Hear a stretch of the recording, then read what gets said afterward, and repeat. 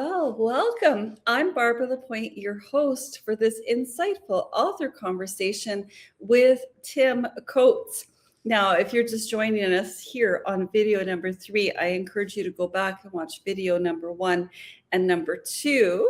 And if you don't know who my friend Tim is, well, Tim is successful business executive, and he's now the author of 2 books. But his next book is called The Secret Within: Finding Peace in Hard Times, and it's debuting very soon, April 2026. It will be available on Amazon. And the first 2 videos actually gave a context, and then he imparted some practices. But in this 3rd video, we're even going to dive more intimately and more deeply into how this can really help you in your life. So good morning, Tim. Good morning. It's great to be here. Yeah, great to see you again. Wonderful to be with you. These have been a really fun series of videos that I have personally found empowering, and I know our audience too have been receiving benefit from. Thank you for sharing your teachings and wisdom with us. Sure. Well, I thought what I might start with is the name of the book is The Secret Within. So here's a spoiler alert. And I hope you still buy the book, but I'm just going to give you a spoiler alert and tell you and talk about what I mean by the secret within. Yes. Life comes to us not as it is. I mean, you often hear people say, well, it is what it is, especially when, things get upside down. Rather than coming to us as it is, life comes to us as we are. And think about that. I'm okay to just slow down right there because I have to take that in because it's quite profound. Well, maybe a way to bring that down to earth, so it doesn't sound philosophical, is think of your friends that have completely opposing political stripes. And let's say a news item comes up, it can be anything. And maybe your friend on one side of that stripe sees that news article and says, well, blah, blah, blah, blah, blah. And your friend on the other side of that political stripe says, well, no, I don't see it that way at all. And there's a lot of examples of that where, we each have our own thoughts, our own context, and our own perspective. That's what self is all about. And so we may think that it is what it is, that reality comes to us as it is, but actually it comes to us as we are. And that, to me, that learning, I'm embarrassed to admit, took me 30 years to learn. And what I'm hoping and it's the reason I wrote the book, that I can slow or speed up that process of that realization coming to you, because it is something that we all need to find ourselves. And the challenge, or what we're really trying to do when we are attempting to live from inner peace, is not change the circumstances of our life. I mean, it's fine to have goals. It's fine to work towards those goals. It's even more fun when we achieve those goals. But let's face it, the pet dies. Bad things happen to good people, and we can't control all the events of our lives. And so when we run into situations like that, as we all inevitably do and will, the challenge is not to control or to fix the situation, but to learn to experience our life differently.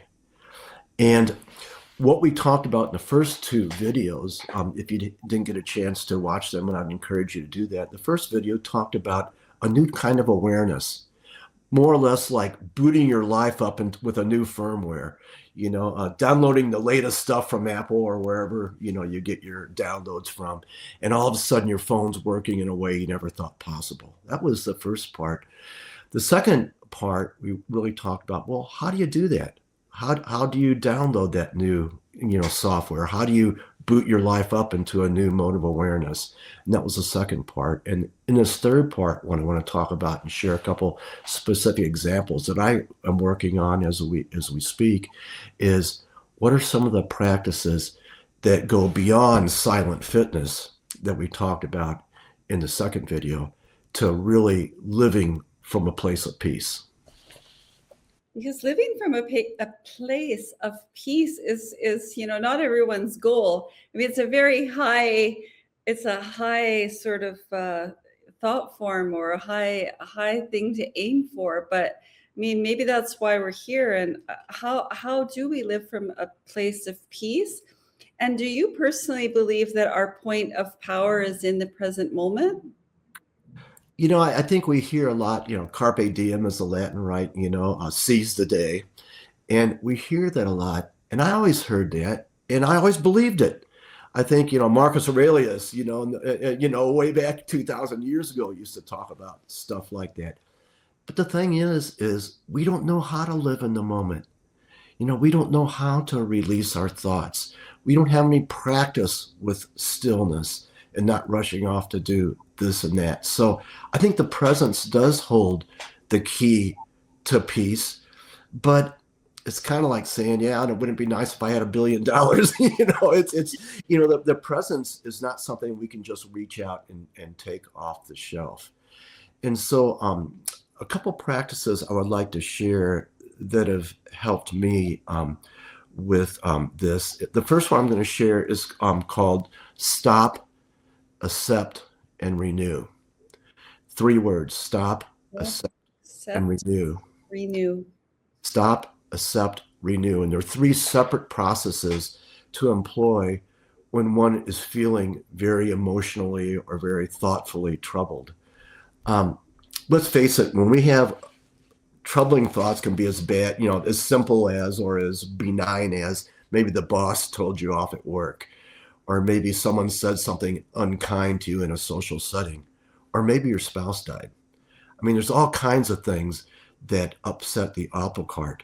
And you know what happens once the apple cart gets upset is we think about it and we roll those thoughts over again and again and again. And if you're like me, I'll start rolling over a thought I used to on my way home from work. And by the time I get home, I'm 5 times more upset than I was when I first started rolling that thought over.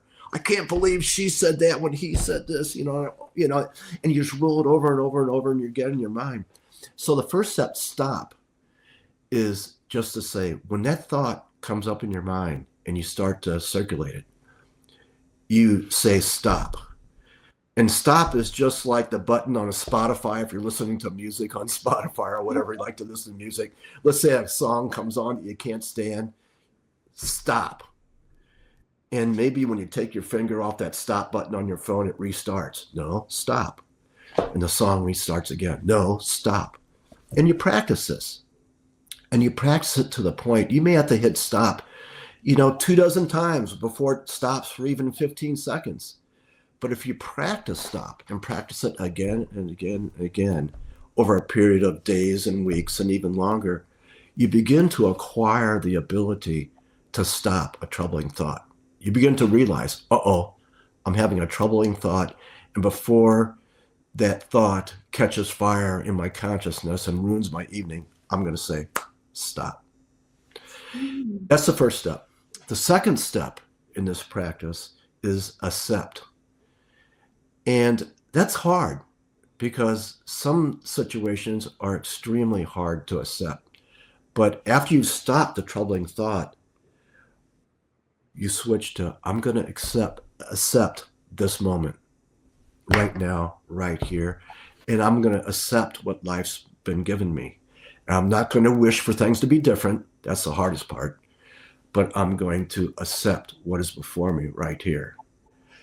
That's harder than stop. And the way I work these, I work them daily, is I'll say stop, and then I'll say accept, stop, and accept. And those are the 2 steps of the 3-step process that really need to be practiced for a while before you go on to the 3rd step. Can I go on to the 3rd step? It looks like you have a question, Barbara, maybe. I just want to say I'm guilty as charged on the limbic loop, of the thoughts go, and they never stop. So for me, I just wanted to share that when you have this troubling thought, as you're calling them, and that is bringing about oftentimes a negative emotion, making me feel bad. Right. And then you just keep doing it and doing it. And so stop and then accept. And I hear you saying that accepting is also kind of the hard part, because you have to accept something maybe that you don't, that's troubling or you don't like, right? And I think you're exactly right. And I think the hardest part about it was at first, when I first started to work on this process, I was just trying to accept the situation. And then when I realized that that's not enough, what you need to do, you haven't really accepted something until you can stop wishing for it to be different. And there's some things that no matter how much you wish for them to be different, they're not going to be different. Again, I was speaking with a person who lost their spouse. And, we were talking about stop and accept. And he's going, I can stop the thought, but I can't accept that she's gone. And I'm going, yeah, that's hard. So maybe just work on stop for now. You work on stop. Eventually, you learn to move to accept. And acceptance, we have to remember, isn't acceptance until you can accept it and say, we are where we are, and I'm not going to wish that this was different, because there's nothing I can do by wishing that to make it true. So we stop and we accept. What helps then is the third step. The third step is to then shift your attention to something that's right here, right now, that's beautiful. And I really got this third step from watching my daughter manage our granddaughter. I have two granddaughters, and they usually get along famously, but not always, as all kids are. And I noticed that when granddaughter one starts to maybe take a toy away from granddaughter two, rather than saying you shouldn't take things away from your sister, my daughter will say, would you rather read a favorite book, or would you rather take that toy from your sister? And what I noticed that when my daughter skillfully presented those choices, the granddaughter would say, let's read the book. And she would, like that, drop the fact that she wanted that toy. Whereas if she would have told her, stop grabbing that toy, that never would have worked, right? Yeah. And so what I took away from that was, we need to take stop, accept, and pair it with a shifting of our attention to something that's beautiful. So let me give you a very personal example that will show you the power of this. I've been practicing this for a while. As you might have learned from videos 1 and 2, our first son was born with a severe physical disability. And quite frankly, his health has declined all his life. And recently he's had hemorrhagic strokes that have basically stole the little independence that he had left in his life. And we're playing, and I've been practicing stop, accept, and renew, just so I could be mindfully present as he's going through, his life challenges, so I can be there for him to help him, manage those challenges. So we're playing a family game, and he's pretty good at games. And one night we noticed that we were in Portland, Oregon, and we noticed that he was having trouble making some moves on this game that were uncharacteristic. And it concerned me. And I caught my wife's eye, and we started to believe that he was in the process of having a stroke right then and right there. So it's about 9:30 at night. We load him up into his handicap van, roll him into his handicap van. He uses a wheelchair. And I was on my way driving to Oregon Health Science University Hospital, into the emergency room for fear that he is currently having a stroke. And I'm thinking, I got to be present here. It's probably dangerous for me to drive in this situation because I'm so preoccupied with what's going on in his life right now. So I said, stop this thought about what's happening to him, what's it going to be like, what kind of deficit is it going to leave? Stop. And then accept what is happening right now. Do I wish it was different? Of course, I wish it was different. But wishing it to be different, does that help the situation? Of course not. So stop, accept, and renew. And my renew was there's a high bridge in Portland that we were on the east side of the city that drops over the Willamette River into the central downtown of Portland. And it was beautiful. Lights were everywhere and lights were glistening off the water. And I said, stop, accept, and renew. And I just shifted my focus to the beauty of the bridge and the lights and the city as we dropped in to the final leg of our journey to the hospital. So, did that make things better? Well, no, he did have a stroke and he spent the next 3 months in the hospital. But did it make, did it help me live peacefully? You bet it did. Because rather than living with the constant turmoil, we can't stop touching our wounds. When we have a wound in our psychic, we touch it over and over and over again. We come back to it because we can't get it out of our thoughts, and that's only natural. But if we can practice these disciplines, one of them here being stop, accept, renew, we can begin to not fix maybe our life situation, but learn to experience life in a different way that brings us, a greater level of peace. Mhm. Tim, I feel like I want to share with you that when I feel something like truthful or something moves me, I feel emotional in my body. And so just hearing you share this, it is very empowering because just it's empowering for things I'm facing in my life. And I know that it's going to help our audience because we're all facing difficult things, whatever they are in our lives. So what do? We stop, we accept, and we renew. And that's so empowering to me. Like I have shivers right now because when we accept, I think it's like a more neutral place than all the troubling thoughts you've been describing. It's more neutral, but it also creates, if you will, kind of a vacuum. And a vacuum always has to be filled. So then you're giving us the choice to renew. And with that, you're asking us to focus on something beautiful, right? That's exactly it. And, it's one of those practices. Amazing. One of the reasons I wrote, well, not one of the reasons, the reason I wrote the book is the book for me came at great price. As I've shared a couple stories in these videos, this wasn't, armchair philosophy. It was, the book came at a very high personal price. I thought one of the ways to reduce the total cost of that is to share it with others, because then the benefit starts to outweigh the cost if it benefits more than one person. And I've shared the stop, accept, renew practice with friends. And I've been told that it's a very, very effective process for them too. Hard to learn at first because it's hard to stop those troubling thoughts and accept a situation that is maybe devastating. But what other choice do we have? We have a choice to either, wallow in our pain, continue to touch our wounds, or we can try to, move beyond those wounds and boot up into a new kind of awareness for life. And so that's really what part 3 of the book is. I think we call the part 3 a living from inner peace. And it's not something you ever conquer. It's not something you ever master. I practice it continuously. But what I can say is that it's transformed my life, because despite the things that and the tribute trials that our family is going through, and our son specifically, obviously, is going through, is something that's brought peace to my life, and I think it can bring peace to yours as well.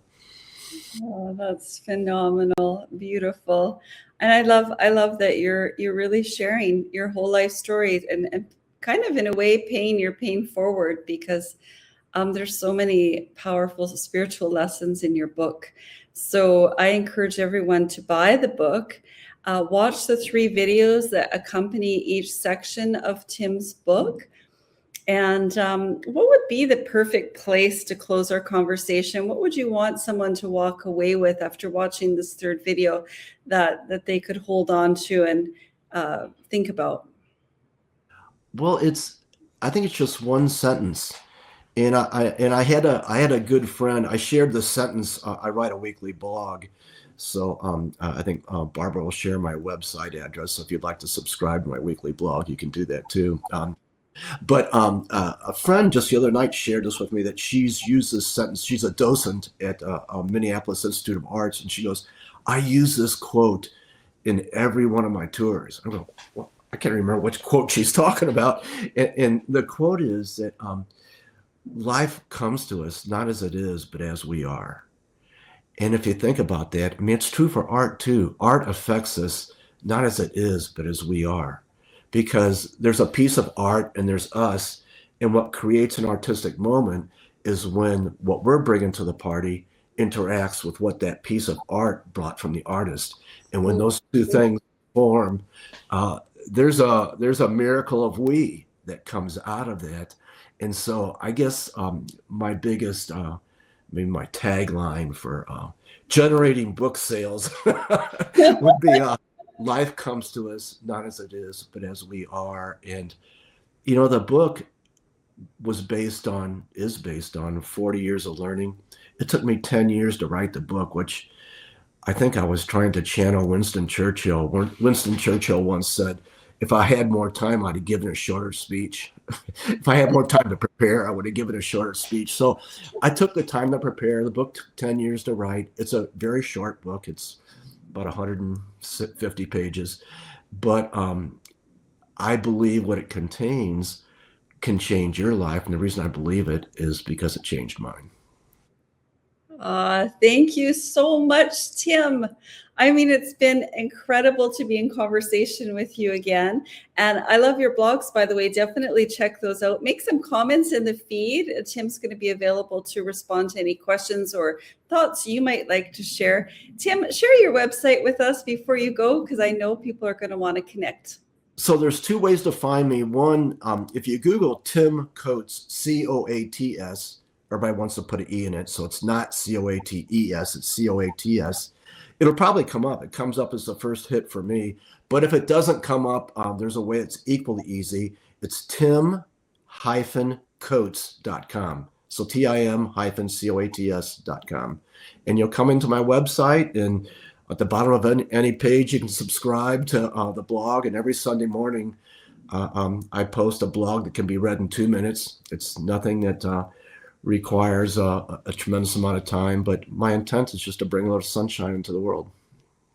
Another conversation with author Tim Coates. Thanks for joining us. I'm Barbara Lapointe, your host, and we'll see you next time.